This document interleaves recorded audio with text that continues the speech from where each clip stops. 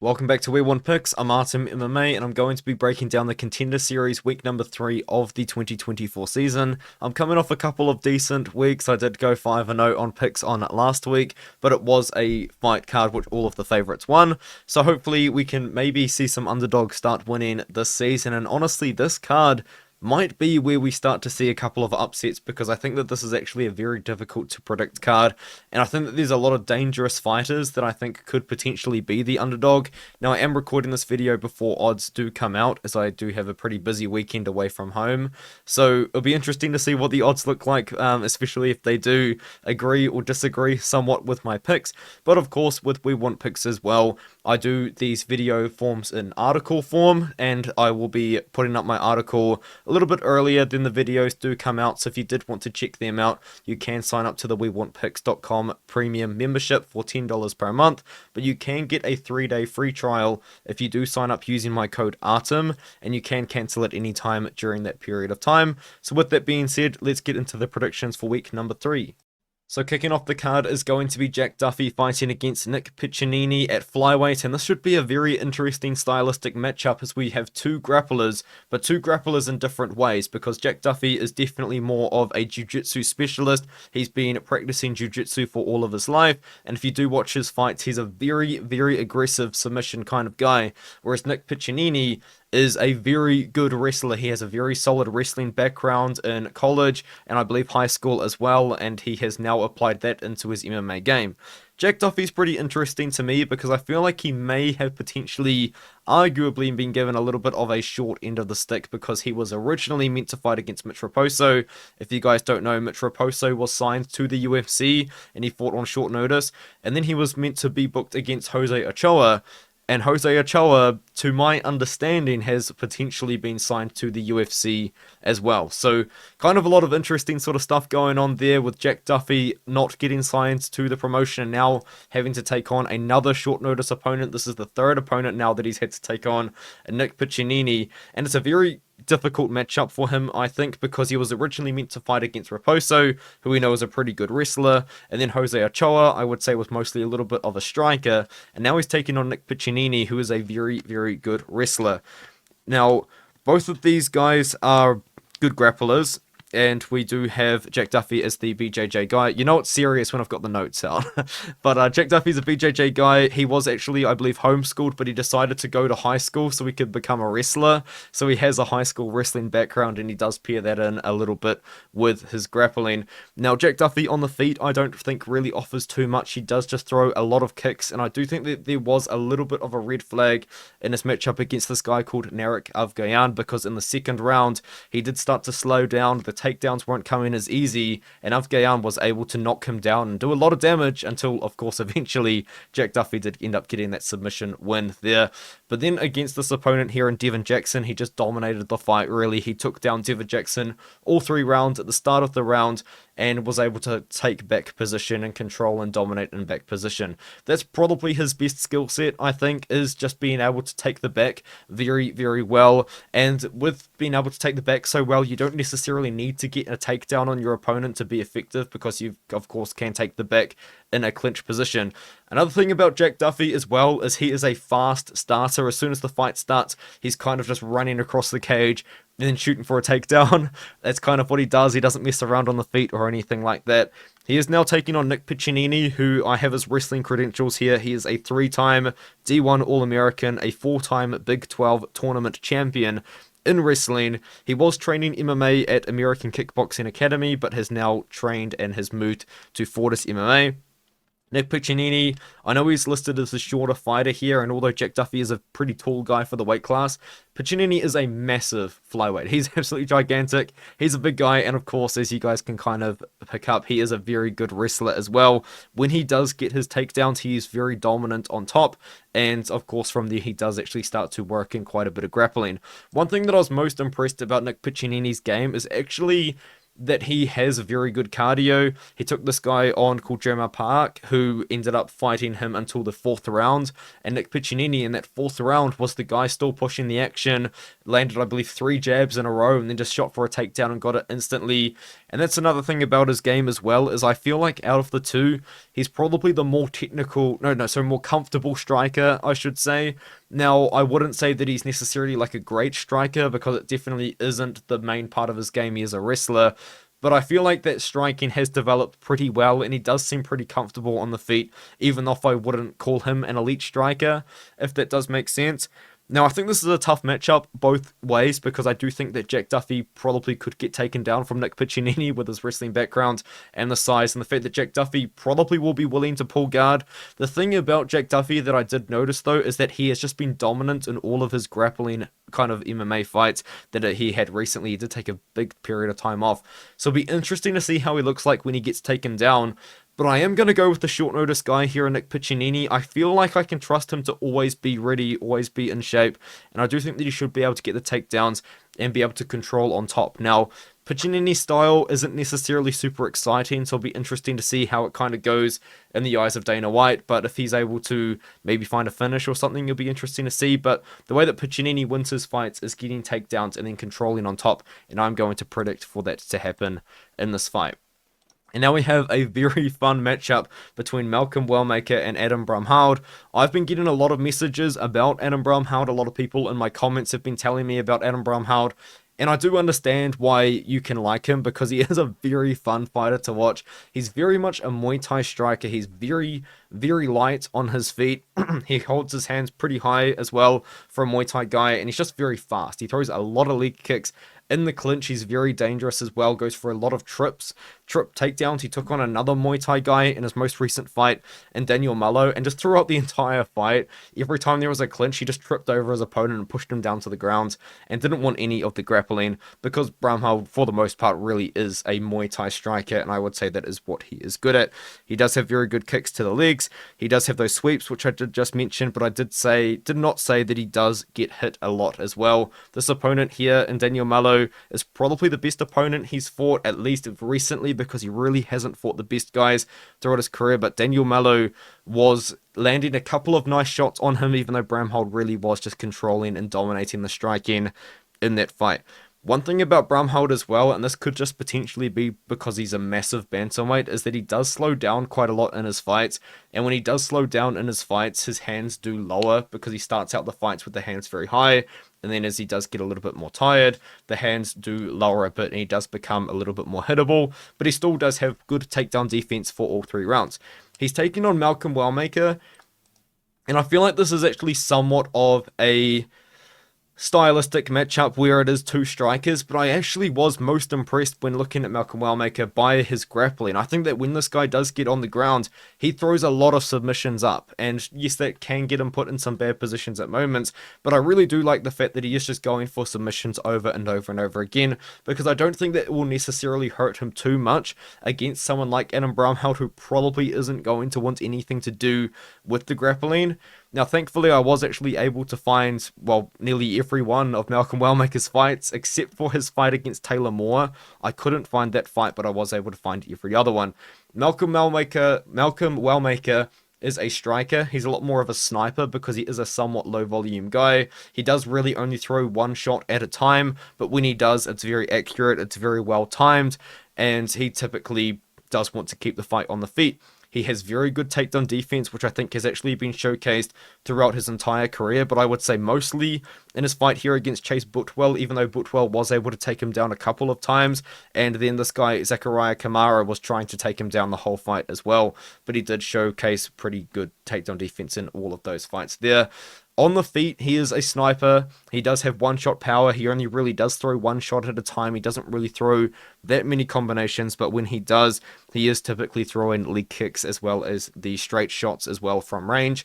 It's going to be a matchup between 2 guys that are going to want to fight from range, but I think that Wellmaker, if he wants to, can actually push some offensive takedowns, and I don't mind his grappling at all in this matchup. Another thing that I do like about Malcolm Wellmaker is that when I was watching his fights in the 3rd round against Zachariah Kamara, he was looking pretty fresh.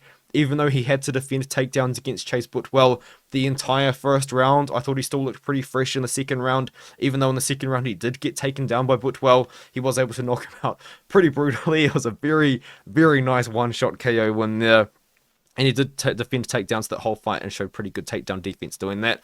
I am going to pick Malcolm Wellmaker to win this fight. I think that it is a very, very close matchup though, because Bramhald throws significantly more volume. He's a very, very high volume guy, but by doing that, he does leave himself pretty open, and Wellmaker is more of a low volume sniper, sort of one-shot, sort of attacker, striker, I should say, but he can wrestle and he also can grapple as well. And I do like just the fact that he's a little bit more well-rounded from what I was able to see anyway, so I am going to pick Wellmaker here.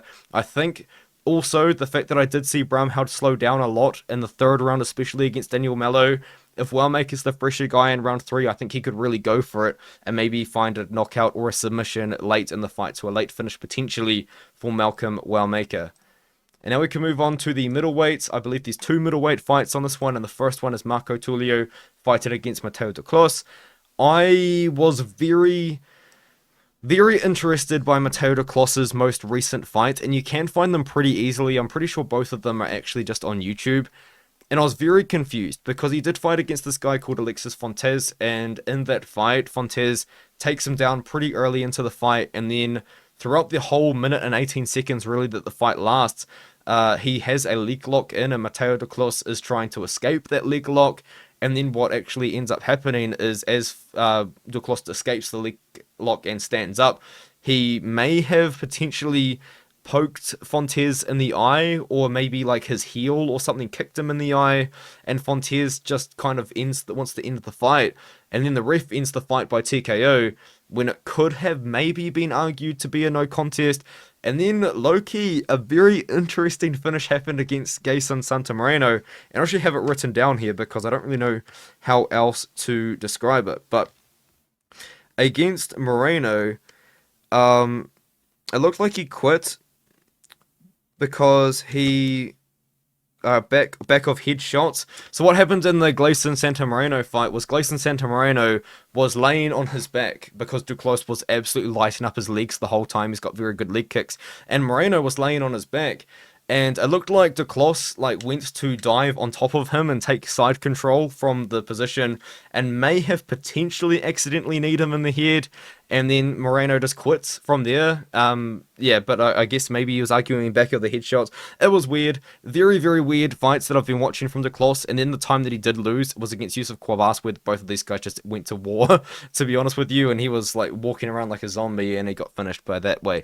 What I'm trying to say about Duclos is that he is a absolutely massive middleweight. He is very, very dangerous on the feet. He's got very, very dangerous leg kicks. I think he's got very dangerous striking in general, but I do worry a little bit just kind of about everything else. I don't really know how good his takedown defense is because he was able to get taken down by Fontes. I don't really know how good his grappling is in general because he just is having fights on the feet. And although I think that he actually probably will be the better striker out of the two, and that might be a bit of a hot take because I think a lot of people think that Marco Tulio striking is, in my opinion, a little bit better than it actually is.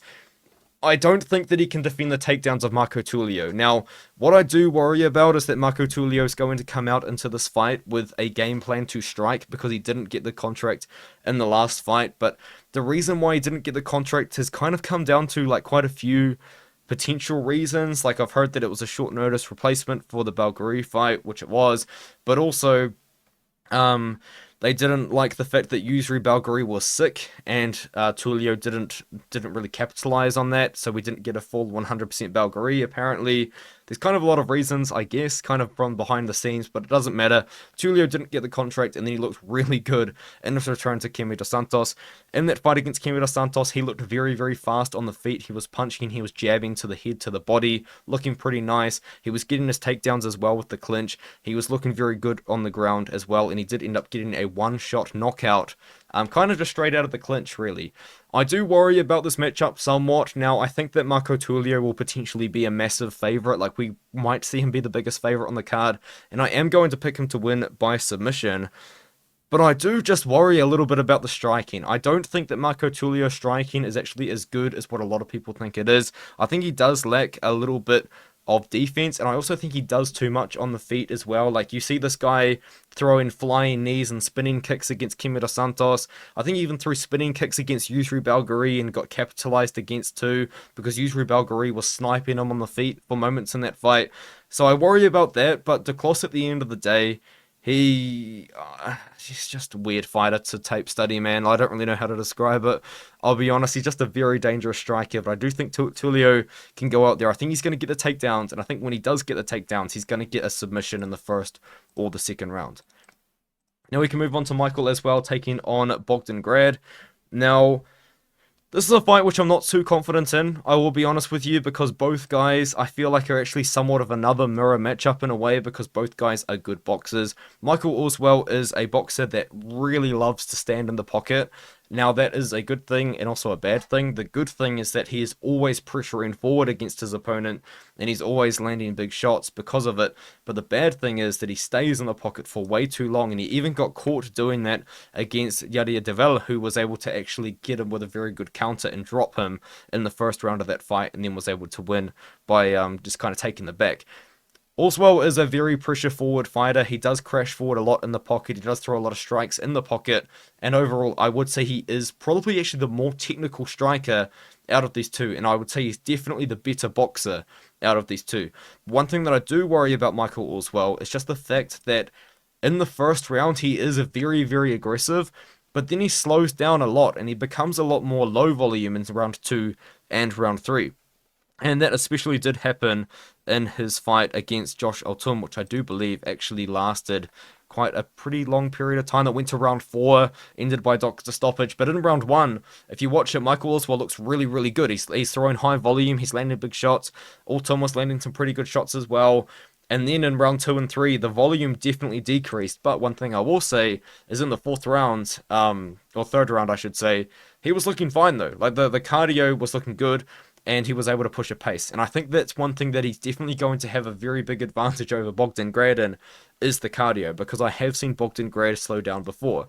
Bogdan Grad, thankfully, his tape is very easy to find. It's all on UFC Fight Pass. Aside from this fight against Renzo Mendes, I couldn't find it anywhere for some reason, which was pretty disappointing. But the thing that I don't necessarily love too much about Bogdan Grad is this fight against Tudor Damenji, and I know I'm looking at a fight that is from 2022, but Tudor Damenji was lighting him up in moments. At the end of the first round, although Damenji did get dropped, before that happened, he was landing clean boxing combinations on Bogdan Grad, and then in round 2, Tudor Damenji was beating him up, and then he got the spinning heel kick out of nowhere, and he was gassed out as well in that moment, I should say as well. He was literally gassed, and then he got the spinning heel kick KO win. He goes out there against Tom Nolan, he does get knocked out, kind of just went in exchange with Tom Nolan, and when you do that with Tom Nolan, someone's going to get knocked out, and in that case it was Bogdan Grad. Since then though, he has now moved down to 145 pounds, which I do think is a much more natural division for him, as he was tiny for 155. The thing about Bogdan Grad is that he's got very strong leg kicks and a pretty decent jab. He also does pressure forward as well. On the takedown defense side, he doesn't really have the best takedown defense because he does choose to shoot a guillotine. He did that against this guy here, Batista, but it ended up working. He got the guillotine very early on into the fight. But then Breno Moreno, I believe, in the first round shot a takedown against him, and he also pulled guillotine in that matchup and was also controlled on top, but he was able to reverse with about a minute and 15 seconds left, I think, and was able to be very dominant and show pretty good control on top if he can get in that position. But for the most part, I would say that he is definitely a boxer. Now, that is kind of it really. I think he is going to be more powerful than Bogdan Grad, but I am just worried about the cardio. So I feel like in this, he's going to be more powerful than Aswell, I should say, but I am still worried a little bit about the cardio. That's why I'm going to pick Bogdan Grad in this matchup. Very low confidence pick. I do think that Michael Aswell is actually the better boxer out of the two. I actually also think that he does have the better cardio out of the two as well. But I do think the guy that is going to be landing the more significant strikes is Grad. He's got very powerful kicks. He's got very good boxing as well. And if he needs to, I don't mind the idea of Grad actually looking to grapple a little bit. And that's the pick. That's very low confidence pick. I am going to side with Bogdan Grad. Tapology is kind of making it look like it could be an underdog prediction potentially, but I think that I'll that when the odds drop, this is going to be a very even matchup, because I do see it as an even fight. So I feel like maybe this is just kind of a fight which, you know, if Bogdan Grad looks like he's gassing out, Aswell might be able to take over. But I like the aggression of Grad, I like the power of Grad, and that's kind of where the pick has kind of fallen there in that matchup. And now in this main event, we have two middleweights. My initial thought when this fight was actually announced was that I was going to pick Andrey Pulyaev, because I have been somewhat familiar with him. But then I watched the tape on Liam Anderson, and I was actually very impressed. I think that Liam Anderson is like a lot better than what he just kind of looks like on paper, if that makes sense. He had a very, very good amateur career, which lasted quite a few years from 2014 to 2018. That's a good thing. You like to see that. He was finishing these guys in amateur as well. Once again, you do like to see that. And then he does come into his professional career, and he does take a couple of losses pretty early on. Personally, I don't really mind a loss to Miles Lee all too much, because Miles Lee, in my opinion, is actually a pretty solid wrestler and is a pretty good prospect. But the loss to Thomas Powell, he did just get caught, and it was very early on into his career, so it is what it is. But I feel like the more recent performances are actually where we have seen all of the improvements that Liam Anderson has been making. Liam Anderson is a grappler. I wouldn't consider him a striker, even though he does spend a lot of time on the feet. And I would say that's probably his main game, is the fact that he is a grappler, because sometimes he does struggle to get the takedown. On the feet, he is very good offensively, but he does lack a little bit of defense. I don't think he's really got the best head movement necessarily. I don't really think he's got the best defense on the feet either. But when he is moving forward, he loves to throw the head kick. Now, this is a good thing and a bad thing. I don't always love it when a fighter throws heaps and heaps of head kicks, because, of course, it is a pretty tiring shot to throw. And I do feel like he can leave himself open sometimes when throwing that head kick. But I will say it has worked out pretty well. He was landing multiple head kicks against this opponent, Jay Manning, who, in my opinion, was a much better striker than him. And then against Maurice Morris, he knocked him out with the head kick pretty early on into the fight. And that's one thing that I have in my notes, is just that he does do a lot of head kicks. I feel like the head kick might not be as open against Andrey Pulyaev, though, as it has been against other opponents, because looking into Pulyaev, I believe they had him listed at like 196 centimeters, which is 6'4". So he's very tall. But the thing about him being very tall for 185 pounds is that he's very slim for 185 pounds. So I guess maybe he's going to lose a little bit of just kind of natural strength or muscle to defend the takedowns of Anderson, because he's going to be the one that definitely wants to keep the fight on the feet. On the feet, he throws a lot of body kicks. He doesn't like pressure, which is what Anderson does. He pressures forward a lot, and he's got very bad cardio. He was gassed at the end of round 1 and the start of round 2 against Kondratov. So this fight here against Nikita Kondratov, he was gassed out. In the round 1, Nikita Kondratov was actually shooting for takedowns against him. And another thing that he was doing was landing a lot of body shots against him. And in the end of round 1, Pulyaev visibly looked tired. And usually when you kind of see a guy visibly look tired at the end of a round, even end of round 1, it's not necessarily always the worst thing, because what you can kind of see is how they look at the start of round 2. And, you know, do they have 4 minutes of good round 2 cardio? Andrey Pulyaev did not have that. He did come out into round 2, and he did look tired. And when he slows down, I think he's going to be a lot easier to take down for Liam Anderson. And that's kind of where the pick does lie. Andrey Pulyaev is a striker. He's very lanky. On the feet, he throws a lot of kicks.